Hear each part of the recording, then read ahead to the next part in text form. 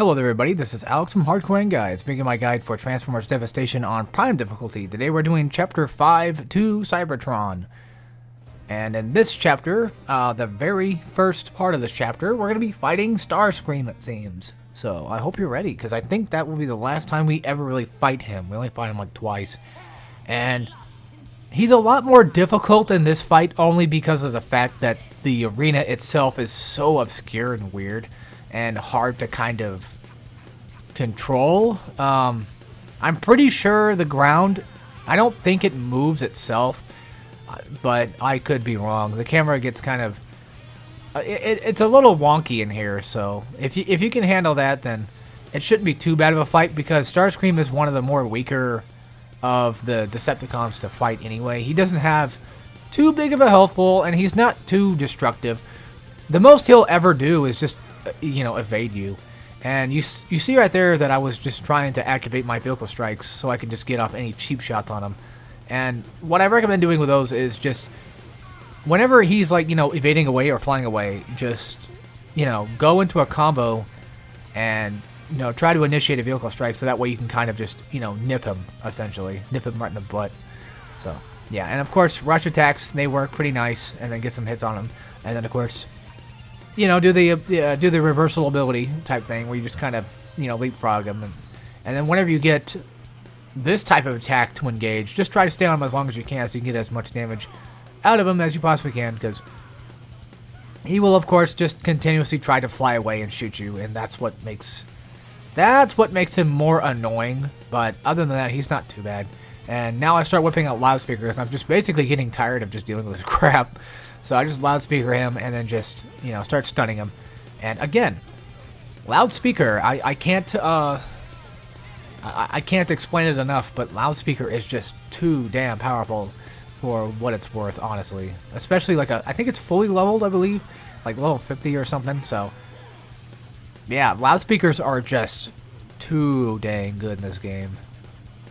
Like, that free stun is essentially what you want to go for. And plus, stuns give you bonus points. So if you're going for the double S ranks, then there you go. You could probably use those to your advantage.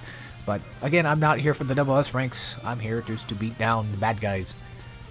And, one day I would hopefully get those double S rank trophy. But as it stands right now, that's going to be quite difficult. So, yeah, just try to keep your camera focused on him as much as you possibly can. I mean, that should be obvious enough, but it's just, it may be obvious enough, but it's relatively hard to even try to keep on him at all times. But luckily, even though when he's flying away, he doesn't seem to shoot too often.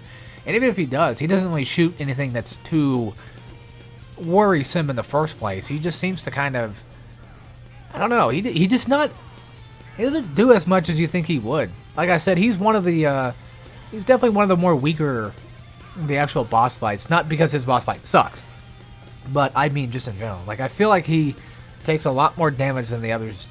And same thing with Soundwave. Soundwave, I think, is like about the same thing too, where he's also relatively weaker, which is another thing I want to say that I like. I like that about this game. But anyway, that's pretty much the end of Starscream. Nothing spectacular. I mean, it's Starscream. That's kind of the point, right? Like, isn't he supposed to be like a dumb dud type character anyway? Even though I've heard or at least seen him, didn't he try to betray Megatron at one point or something like that? I don't remember. Anyway, so now we get to fight Blitzwing once again. This time with the added effect of having ground soldiers with us. Just the regular yellow ground soldiers.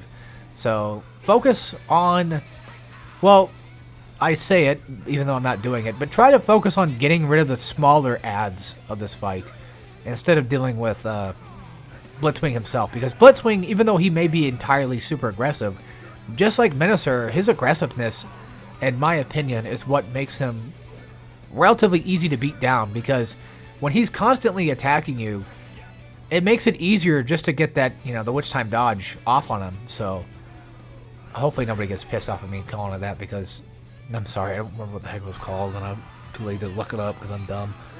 But yeah, so whenever you get the time stop, off of him, it just really doesn't help his cause, essentially. So, yeah. Dealing with the shield enemies, of course, that's also another thing, because every time that you're in your focus time. That's what it might actually be called. It might be called focus time. It might be called focus. Anyway, so whenever you're in that, it seems like whenever you accidentally get parried, or like whenever an enemy parries you, or whenever you hit a shielded enemy, which basically is essentially just a parry at the same time, it knocks you out of your focus time. Let's call it that. Yeah, let's stop calling it witch time and just call it focus time. So, sorry. Yeah, so now he's going to start sending in even more ground soldiers. He's sending in the hammered ones. And these guys, again, they have relatively easy enough telegraphed attacks to the point where they're not too hard to deal with, especially at this point. Since you've been fighting so many at this point, you're probably most likely, you know, used to these types of dudes coming out to try to attack you. So, yeah, unfortunately, I died, and I say screw it. I wanted to restart the checkpoint, and I was like, what the hell, whatever. We're on, like, what, Chapter 5, so might as well just, you know, say screw it and just go for it. Also, speaking of Chapter 5, this one is actually one of the more shorter ones, too, because I think we only fight, like, a couple of bosses. We fight Blitzwing again, and by again, I mean, like, right now. We fight Blitzwing, and then we fight, who the hell was it? It was the guy that turned into the gun, which is kind of funny because Megatron used to be a gun, but then they changed him. And then they have this other guy that is a gun. And I'm trying to remember his name, but he'll show up eventually. And even then, like, he's the one that spawns, like, clones and stuff.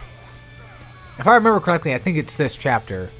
And this is definitely one of the more shorter chapters. I think it's only, like, it seems like it's only, like, a 10-minute video anyway, which is crazy, so.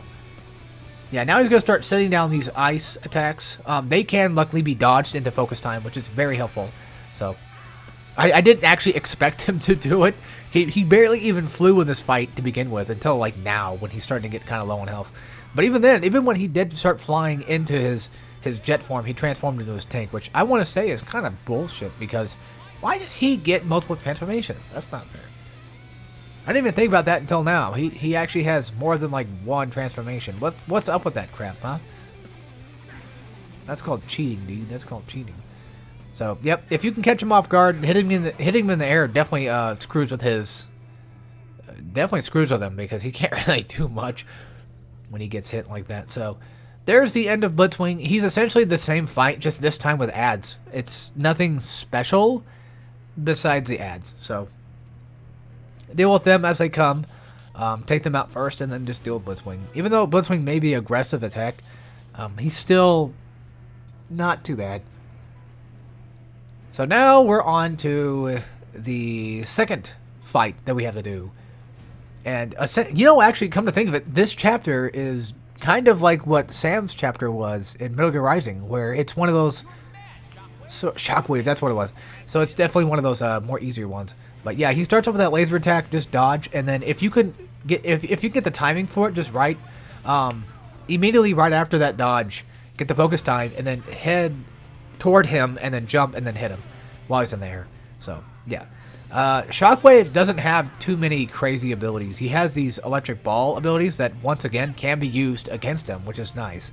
Not that they can hit him, but that they make it easy. But also these lasers right here, these laser reflected lasers. Laser reflected light. I don't know what I was saying. They can be dodged into. They can be dodged and use that as well, like with the balls. And there you go. So, also, whenever he starts spawning his clones, if you have your ultimate ability, now's a good time to use it. So that way you can just waste all the clones and hit him. Luckily, the clones don't have too much health. They're pretty simple to deal with. Nothing too bad.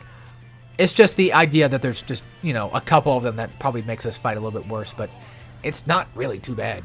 And if you ever can, I recommend, of course, going for the loudspeaker attacks like I did there. So going for those loudspeakers and trying to get these slam attack type things where you drill into them. So that way you can, you know, continuously get a damage off of him and he can't really do anything about it, which is nice.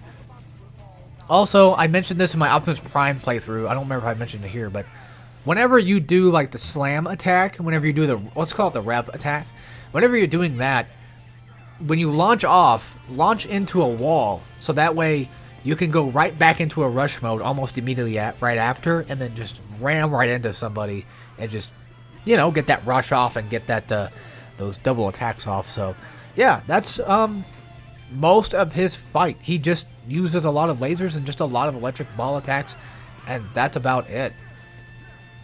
And of course, you know, you can also stop the clones from appearing too. Hitting him with a loudspeaker when he's about to do his clones, which you'll see him, it'll be pretty obvious. He has a visual cue for it, but yeah. So there we go. That's the end of that chapter, and I'll see you guys next time. So take care, everybody.